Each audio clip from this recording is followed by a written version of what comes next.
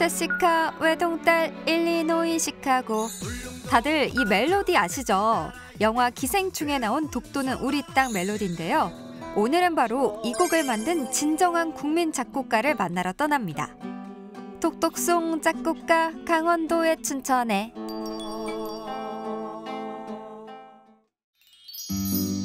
네, 요즘 BTS를 필두로 K-팝이 전 세계의 사랑을 받고 있잖아요. 하지만 이분은 BTS보다도 훨씬 전에 전 국민의 사랑을 받은 노래를 만든 분입니다.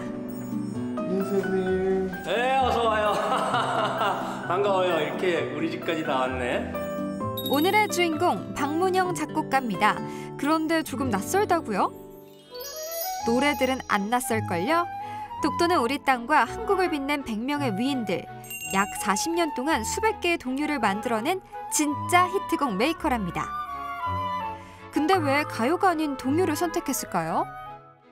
어린이들이, 아기들이 이 세상에 태어나면은 한국에 태어나거든요. 그러면은 한국에 대한 자랑과 내가 한국에서 태어난 것이 굉장히 자랑스럽다, 이런 자부심을 가져야 어린이들이 잘 성장하거든요. 그런 노래를 이제 처음으로 배우게 되면 그게 영원히 죽을 때까지 한국에 대한 자부심을 갖게 되거든요. 그래서 제가 주로 그런 노래를 작사 작곡해서 어린이들한테 이제 가르쳐 주고 있습니다. 자신의 가치관 하나로 평생을 동요에 바친 박문영 작곡가. 이렇게 열심인데 사람들이 모를 리가 없죠. 사실 이미 예술인들 사이에선 유명 인사라고 합니다. 이곳은 박문영 작곡가님의 작은 작업실입니다. 언제든 영감이 떠오를 때마다 바로 작업할 수 있도록 본인의 집방 한 칸을 작업실로 만드셨다고 해요. 그럼 여기서 질문! 박문영 작곡가님의 최고 히트곡 독도는 우리 땅은 어떻게 만들어졌을까요? 예전에 한 40년 전에 방송국에서 갑자기 코미디 프로를 하라고 그랬어요. 그전엔 코미디 프로가 없었거든요. 음악으로 좀 즐거운 즐겁고 보람 있는 그런 코너가 없을까라고 이제 제안을 해서 제가 그럼 독도는 우리 땅이라는 노래를 한번 만들어 볼까요? 그렇게 제안했더니 PD 선생님께서 그래, 그거 다음 주에 무조건 방송한다. 그래가지고 제가 독도 디귿을 딱 찾아봤더니 그 딱 세 줄이 나왔어요. 뭐 평균기온, 강수량 뭐 이렇게 나와서 그걸 써가지고 급하게 이제 337박수 있잖아요. 337박수. 그 멜로디를 가지고 노래를 만들었어요. 그랬더니 굉장히 사람들이 좋아하시고 그 전국적으로 이제 알려지게 됐어요. 노래의 비하인드 스토리를 들으니 작곡가님의 노래들이 더욱 흥미롭게 느껴집니다. 그런데 악보에 적힌 이름이 박문영이 아닌데요? 자세히 보니까 CD에도 박인호라고 적혀 있어요. 이게 어떻게 된 일이죠? PD로 근무를 하면서 작가를 했거든요. 근데 그 작가를 했는데 그 당시에는 그 노래를 좀 이상한 노래, 사랑 노래 아닌 노래, 이런 노래를 작곡을 하면은 막 잡아가고 못살게 굴고 그러던 시절이었거든요. 그때 이제 최인호 선생님께서 제일 인기가 있었거든요. 그래서 나는 작곡계에 인호가 돼야 되겠다. 그래서 박인호라고 싹 이름을 바꿔서 숨어서 살았었어요. 그런데 노래가 많이 알려지고 한 10년 후에는 제가 내가 작곡한 거다, 이렇게 해서 이제 사람들한테 얘기를 한 거죠. 촬영이 진행되는 와중에도 작업에 열심인 박문영 작곡가님. 지금 보고 있는 영상은 독도는 우리 땅 플래시몹 영상입니다. 그런데 여러분, 혹시 독도는 우리 땅의 가사가 바뀐 것 알고 계신가요? 어디가 바뀌었는지 한번 맞춰보세요.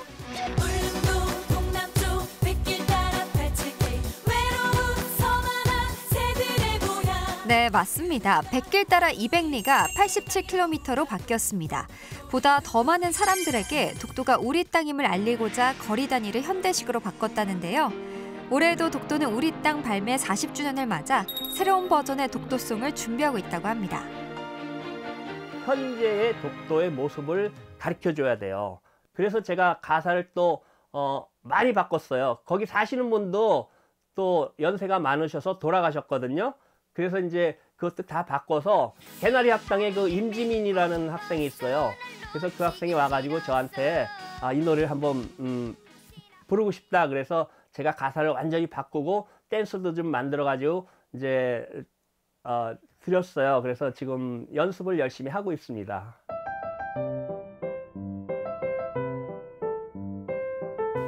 선생님 어디 가시나 봐요. 네, 잠깐 따라와 보세요. 잘 아는 곳일 거예요. 한번 같이 와 보세요. 잘 아는 곳일 거라더니 저희 방송국이었군요.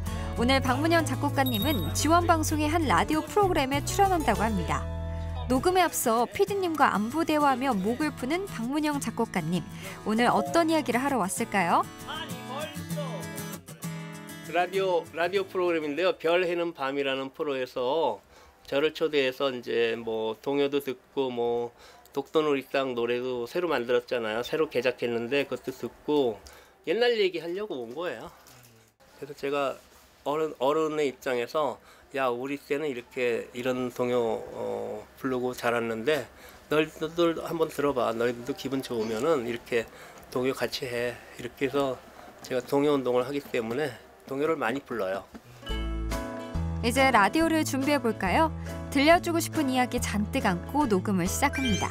오랜만에 노래하는 자리라서 그런지 유리창 너머로도 박문영 작곡가님이 즐거워하시는 게 느껴지는데요.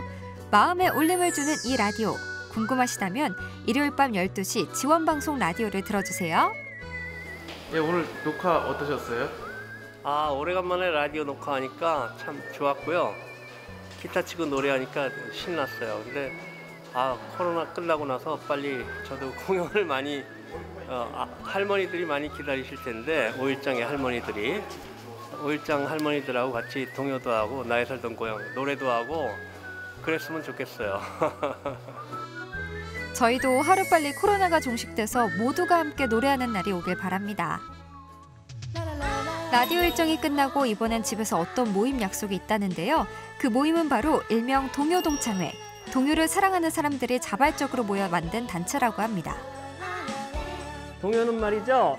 가창력으로 하는 게 아니에요. 그럼 뭘로 할까? 동요는 마음으로 하는 거예요. 마음의 가창력. 그러니까 마음이 따뜻한 사람이 동요를 잘할 수 있어요. 아시겠죠? 네, 그러면 우리가 옛날 생각을 하면서 오빠 생각을 한번 불러볼게요. 이 노래는 1925년도에 작곡한 노래예요. 그러니까 한번 다 같이 불러봐요. 네. 하나, 둘, 셋. 듬북 듬북 듬북새 논에서 울고 빠끄 빠끄 빠끄새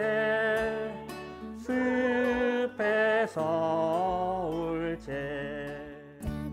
동요를 부르면은요, 외로움도 없어지고 무서움도 없어지고 마음이 편안해지고 그 동요 가사처럼 저도 그 동요 속의 주인공이 되는 기분이 들기 때문에 동요를 좋아합니다.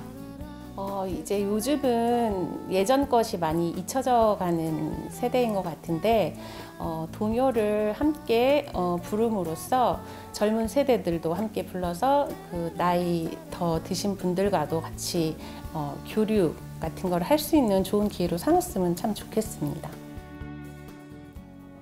미국에서 7년의 시간을 보내면서도 마음속엔 항상 우리의 대한민국을 품고 살아온 청년 시절의 박문영.